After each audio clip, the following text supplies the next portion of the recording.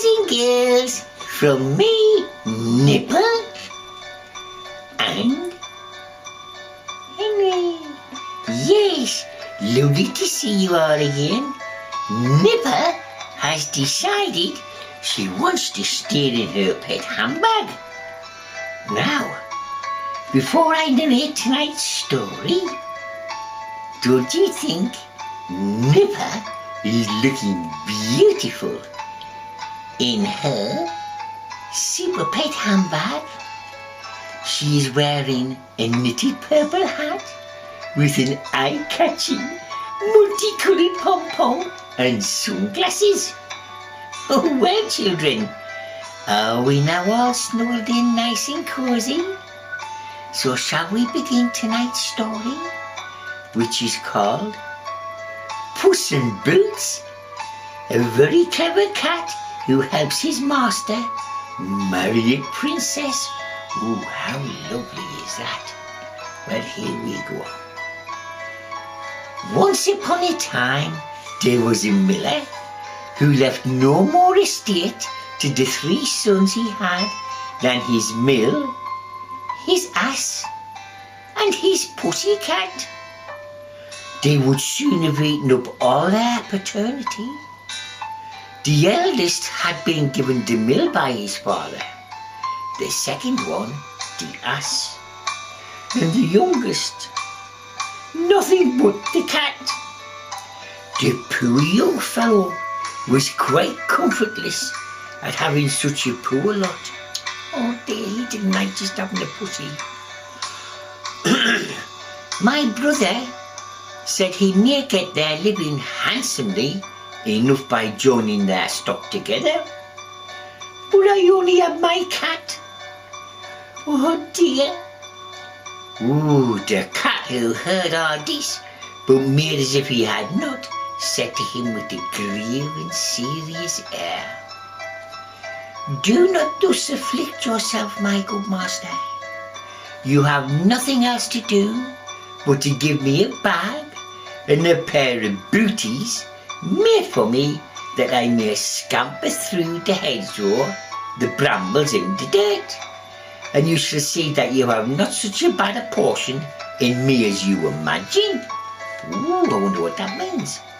Well, the cat's master did not build very much upon what they said, as he had often seen the cat playing many a cunning trick to catch rats and mice. As well, he used to hang by the heels to hide himself in the meal and make as if he were dead, so that he did not altogether despair of his affording him some help in his miserable condition when the cat had what he asked for. He booted himself up very gallantly, and putting a bag around his neck, he held the string of it in his 2 forepaws and went in a warren. There was a great abundance of rabbits. He put bran and sow thistle into the bag. In other words, he put some food for the rabbits.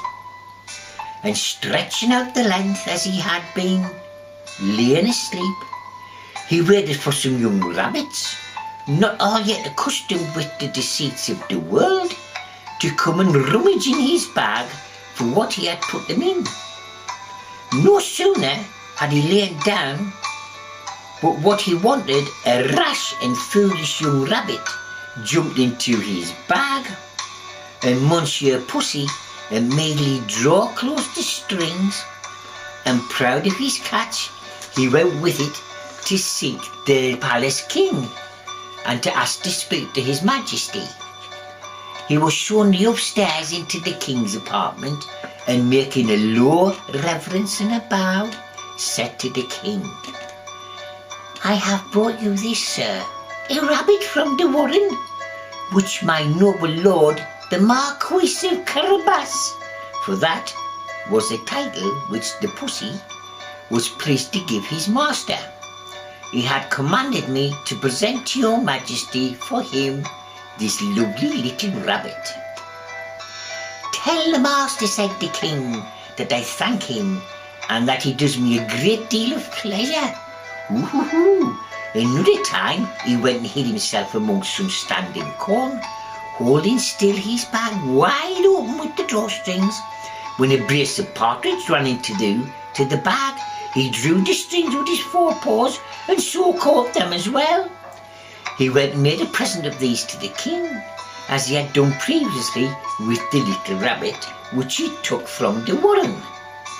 The king, in a like king manner, received the partridge with great pleasure and ordered him some money and drink. Ooh, how lovely! He got a gift back himself off the king. The cat continued for 2 or 3 months thus to carry out his majesty's pleasure. From some time to time, game of the master's taking. One day in particular, when he knew for certain that he was able to take the hare along the riverside with his daughter, the most beautiful princess in the world, he said to his master, "Oh dear, if you follow my advice, your fortune is made. You have nothing else to do but go and wash yourself in the river. In that part, I shall show you and leave the rest to me." Oh, he sounds like a very clever cat. The Marquis of Carabas did exactly what the cat advised him to do, without knowing why or wherefore. While he was washing, the king passed by in his carriage, and the cat began to cry out, "Help! Help! My Lord Marquis of Carabas is going to be drowned. Oh dear!"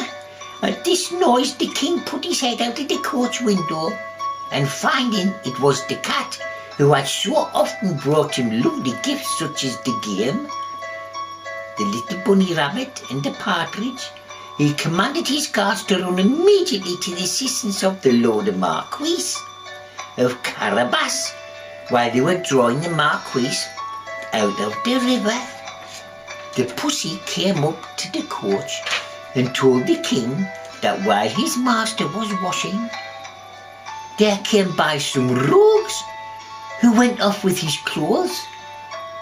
Though he had cried out, "Thieves! Thieves! Stop thieves!" several times, as loud as he could, they still ran off.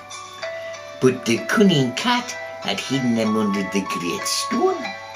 The king immediately commanded the officers of his wardrobe to run and fetch one of the best suits for the Lord Marquis of Carabas. Wasn't he clever?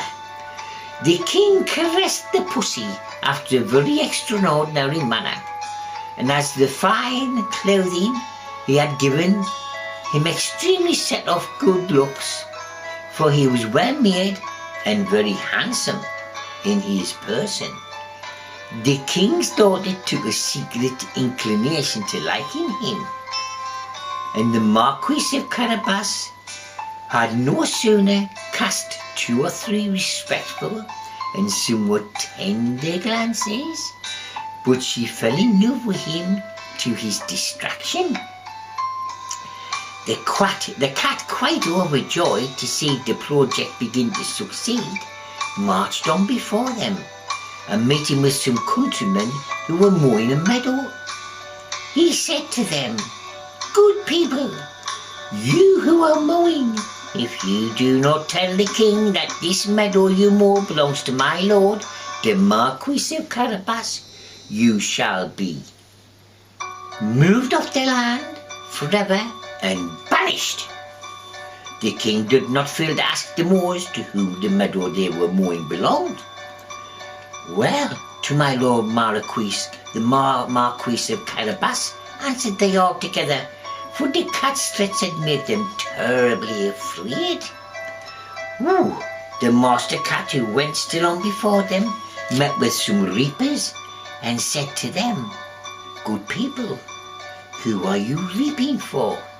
If you do not tell the king that all this corn belongs to the Marquis of Carabas, you shall be moved off the land forever and banished." Oh dear me, I left them terrified.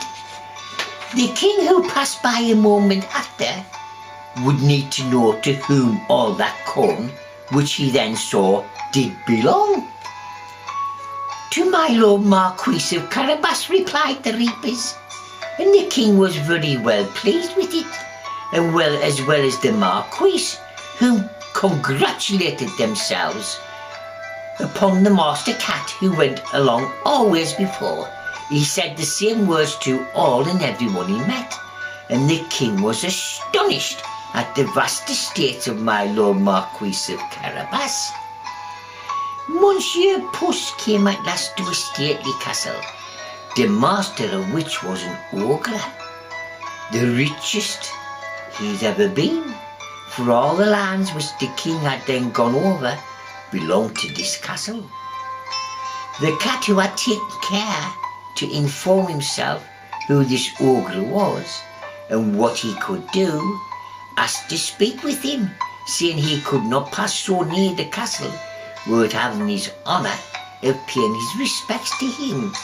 Ooh, dear me.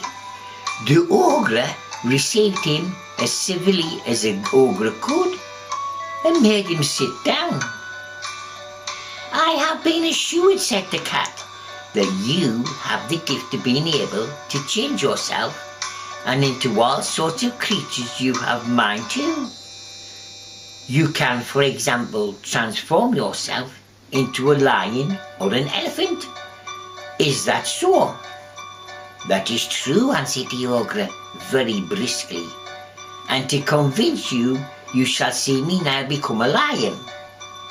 Puss was so sadly and badly shaken and terrified at the sight of the lion so near him that he immediately got into the gutter, not without abundance of trouble and danger, because his booties were too big, which were of no use at all for him to walk upon like this. A little while after this, when Puss saw that the ogre had resumed his natural form, he came down and owned up to being very, very frightened and scared of the lion. I have been moreover informed, said the cat, but I know how to believe it, that you have the power to take on you the shape of the smallest animal as well. For example, to change yourself into a rat or into a mouse. But I must own to you that I think this is impossible. Impossible, cried the ogre. You shall see that presently. All the time he changed himself into the mouse and began to run about the floor. Puss no sooner perceived this, but he fell upon him and ate him up. Meanwhile the king he passed saw the fine castle at the ogre's, and mind to go into it. Puss, who heard the noise of the Majesty's coach running down the drawbridge, ran out and said to the king, Your Majesty is welcome to this castle of my Lord Marquis of Carabas. Wait, my Lord Marquis, cried the king, and does this castle also belong to you? There can be nothing finer than this court, and all the stately buildings within which surround it. Let us go into it, if you please. Follow me, said the Puss. The Marquis gave his hand to the princess and followed the king, who went first. They passed into a spacious hall where they found a magnificent feast, which the ogre had prepared for his friends previously, who already due that very day to visit him, but dare not enter knowing the king was there. His Majesty was perfectly charmed with the good qualities of my Lord Marquis of Carabas, and his daughter had fallen violently in love with her and him, and seeing the vast estate he possessed, said to him, after having drunk 5 or 6 glasses, It will be owing to yourself, my Lord Marquis, if you are not my son-in-law. The Marquis made several low bows, accepted the honour which his Majesty conferred upon him, and forthwith that very same day married the princess. Puss became a great lord and never ran after mice again anymore, but only for his diversion. Now, children.